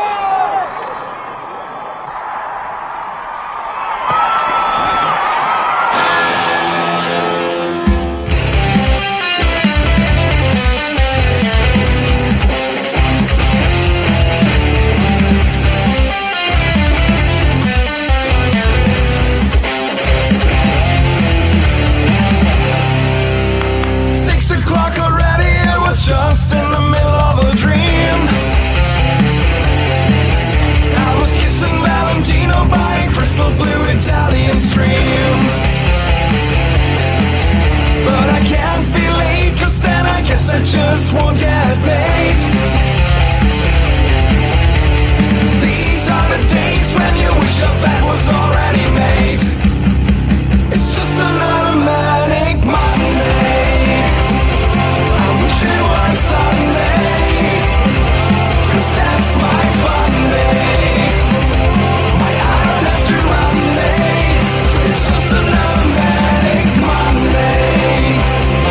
I wish it was Sunday, 'cause that's my fun day. It's just another manic Monday.